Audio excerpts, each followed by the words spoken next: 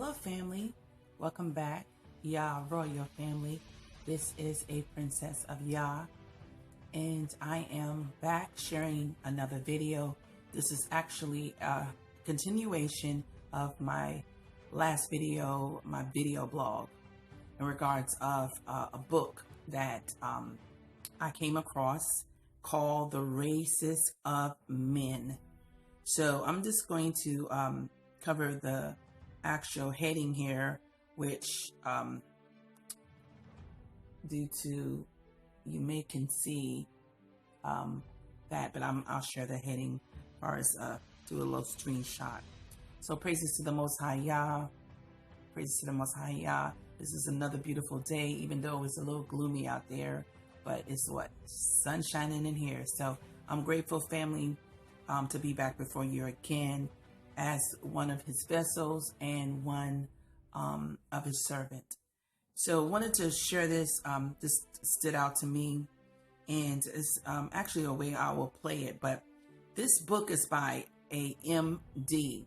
His name is Robert Knox, and he is sharing a lot of what some others have wrote, and he compiled it, and he of course given his opinion. So when it comes down to the dark race of men, it starts on page 145. So I haven't really started at the top. I just went directly to page 145. So let's get there, and then you'll be able to hear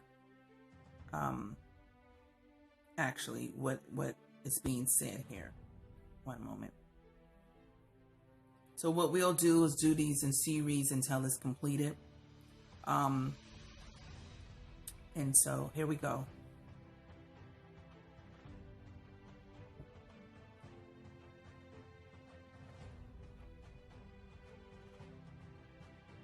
Even although that monarchy may be one of absolute perfection in its own estimation, and of such extent that the sun never sets on its vast possessions.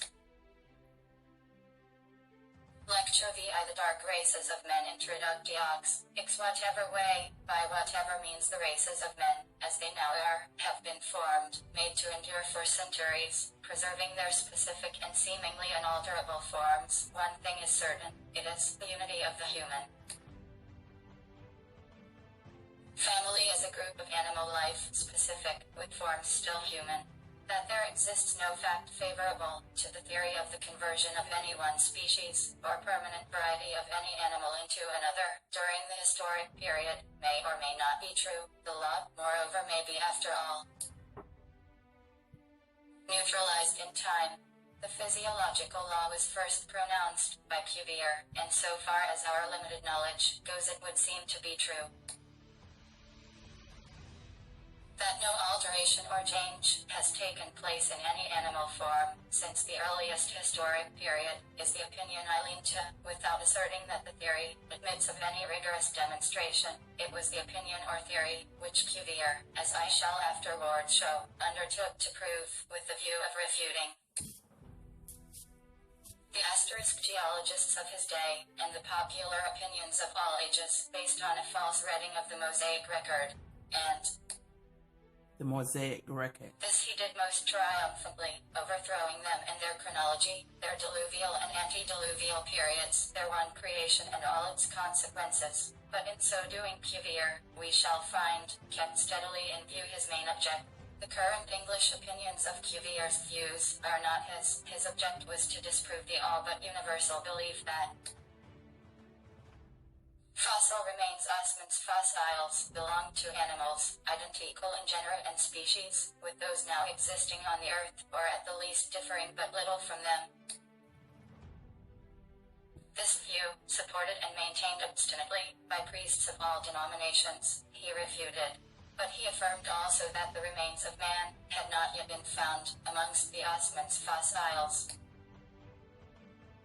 Now his refutation, as regards animals, strictly so called, was most complete. He showed that countless species of animals had ceased to exist, that they could not have been destroyed by man, for man had no place then in creation.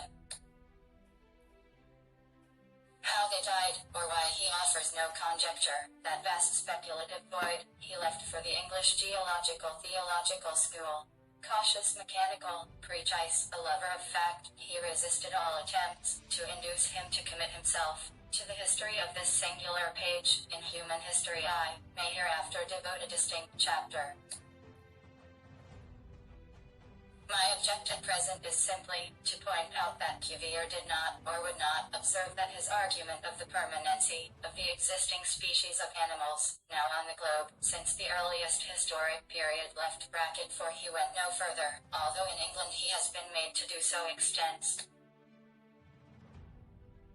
Also to man himself, on the causes of the extinction of races of animals and plants, he offers no theory of his own, beyond the mechanical laws of submersion and elevation of continents and islands. On the formation of progressive animal forms in time and space, he is silent. All this was reserved for a higher philosophy, and for minds of a more original cast, he neither admitted nor denied the unity of man. To me, the unity of man appears evident, but if so, whence come the dark races, and why is it that destiny seems to have marked them for destruction? These questions I shall not fail to discuss more fully in distinct sections. In the meantime, let me trace rapidly the history of the so-called colored races of men. We of the present time are most interested in what is, not what is to be, creatures of a day. The past, in one sense, affects us not. To the future we are equally indifferent. Thus it is with the mass, but then comes in the ever-restless mind of the few, of those who inquire into truth, for truth's sake, of those who haunted with the desire to discover the unknown in the past, pursue earnestly that course, of those who haunted with the desire to know the unknown in the future. Seek the required knowledge, according to their gifts, by signs and wonders, astrology, science, and of those who desiring perfection in all things, compare the past, the present, and so conjecture the future. Unquestionably, had we a sound knowledge of nature's universal law, or laws, the future might be told as easily as the past. Did we know the law which originated the colored races, we should be able, no doubt, to foretell their future destiny. Whether doomed to destruction and extermination, before the savage energy of the Saxon and Celt, the Rus and Slavonian, or protected by the unconquerable forest, the tropical forest, by the desert, by the jungle and fen, the bog and marsh, by the all-powerful tropical sun, and snow-clad icy barriers of the Arctic Circle, or withering, and so perishing before the as yet undiscovered laws of population, which unseen extinguishes the hopes of races, and of nations, Mongol and Copt, American and Saxon, yet they may stand their ground, during the present order of the material world, feebly contending against the stronger races, for a corner of that Earth, which we have been told was they given actually to man have as an noticed that we're from the Arctic inheritance. all the way Did we down know the law of to their origin, we should actually know the law of their extinction, but this we do not know. moved. All is conjecture, uncertainty. After some 4,000 years of historic period, all we have is a chronology full of errors and falsehood, unintelligible, incomprehensible. We find the dark races, still on the earth, of their ancient history absolutely nothing is known, nor does it matter in what region of the globe They were expecting us to be extinct. Why is that when we've been here before them? Okay. They are confined to no particular zone, but spread as it were from pole to pole, from the Arctic to the Antarctic Circle. From the If Arctic the lands be a dark to the race, Antarctic. then the dark races exist in Europe as a race. Asia abounds with them. Africa has always been considered their stronghold, and unquestionably from the Mediterranean shores to Cape Legalhus, the thick-lipped, as Copt or Bostman, of all shades but the fair, prevails throughout, but it is in America, the last discovered by the civilized European, where we find the stronghold of the colored race, from the land of fire to the icebound Land of Fire, where that would be Mexico. I'm Polar sorry, Sea. Nature had darkened every race Hawaii, unmistakably, nor had the with the Eskimo or volcanoes. circumpolar races escaped the coloration.